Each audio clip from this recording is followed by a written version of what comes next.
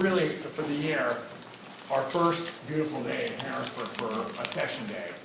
And it's great to have you. Thank you for bringing the warm weather from all the corners of the state. We're honored. I want to briefly introduce from my legislative side, my legislative staff. Christian Callahan is our Chief of Staff. Steve Miskin is the Communications Director. And Karen Coates is our Chief Counsel. Karen is a lawyer and runs the legislation from before. Between the three of them, they keep the members and I, or the members and me in good direction generally. If we get off course, it's not because of them. I have to say it's so exciting to have you here today in the state capitol.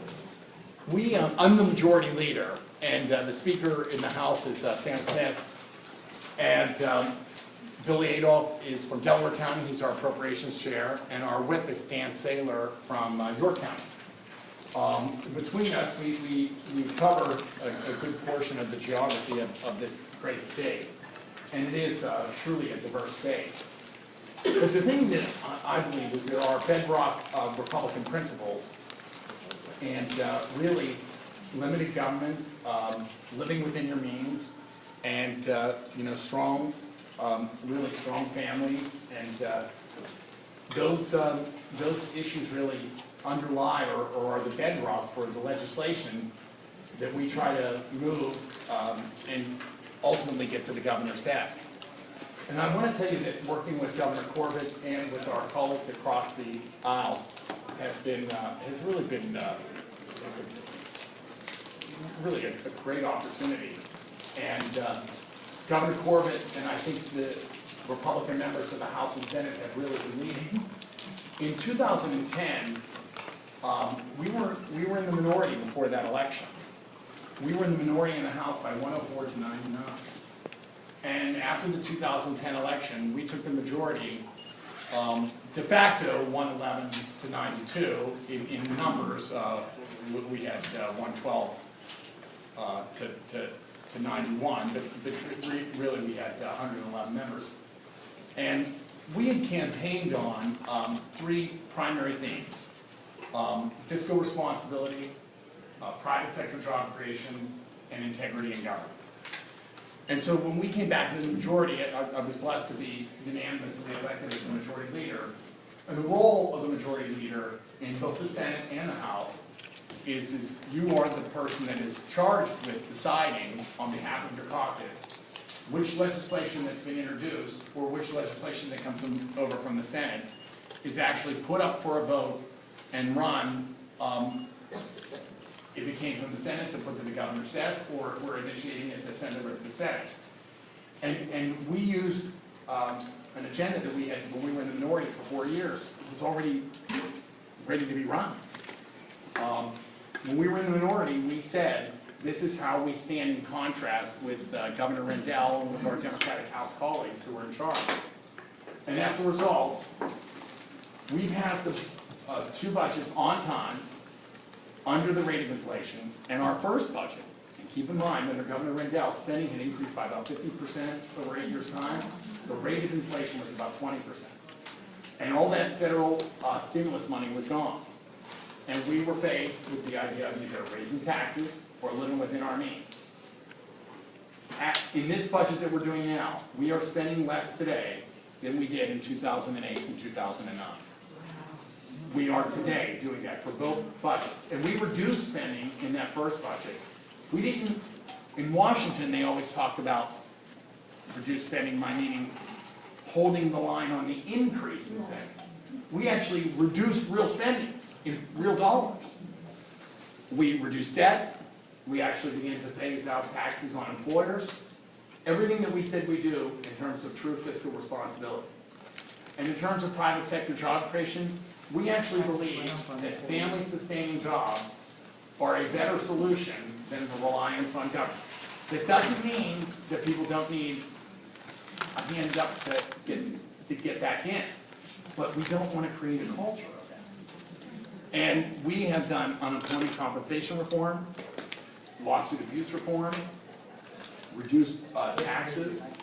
We've been focusing, we changed the building code for the builders in our communities, because that's how you really start up the engine of an economy with housing starts. Those are just a few of the examples that people have talked about for the better part of 10 years. Utility infrastructure, we streamlined the process in front of the Public Utility Commission. People have told us we never get any of this legislation done, all of it, on the governor's desk and a part of law. And I will tell you that it has absolutely kept Pennsylvania in a better economic position than our neighboring states that have not taken the steps that we have, that people said we could never do. In addition, first pro-life legislation in some almost 30 years was done in the abortion facility regulations.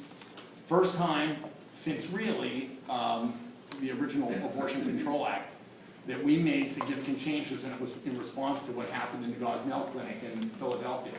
And we passed it with 150 votes. In addition, Second Amendment, Castle Doctrine got done in the first 4 months of when we took office. Integrity in government, we've been living by example. Everybody today, it would have never happened without Republican leadership, and I was really the spearhead behind this. Everybody on our staff and every member contributes to their health insurance. Yes, I know we should have been doing it before. I didn't. In the Republican caucus, all car leases are going to be done, all car leases. And we tightened the per diem laws. And there's still people that technically abuse it. They're on the other side of the aisle. In one session's time, we reduced per diem spending by, what, $2 million? By $2 million by just changing the course as to how it was done. We made it more, not more akin, completely akin with what the IRS regulations require in the private sector. All living by example. And over 10 years' time, I think on the health insurance, just what we renegotiated with us contributing and with higher co-pays, just like the private sector, we'll save at least $10 million in a very short period of time. And every expenditure of every branch of government is available on the internet, thanks to the first law that we passed, Pen Watch, which the governor signed into law and has just recently implemented after a year's time of trying to implement that. We know what our bedrock principles are, and we adhere to them. In terms of limited government, a historic vote, Governor Corbett out there leading with us, 105 to 90, all Republicans put up the yes votes to get us out of the sale of wine and spirits. 105 to 90. Outstanding. And I will tell you that some of my members, like from Lancaster, they said, listen, I don't want to be in the business where I'm selling wine and spirits. Right now there is an inherent conflict of interest. We should be licensing, regulating, taxing, and law enforcement. We should not be putting advertisements up for vodka sales on Mother's Day. That's not our job. And we're hoping that our colleagues across the hall get this done for Governor Corbett. We think it's very important. We have a lot of other important items. But I can honestly tell you the members in the Republican House have not just been talking the talk, we've been walking the walk. Yeah. And we couldn't get it done without the support of you. Thank you so much. Thank you. Thank you. Thank you.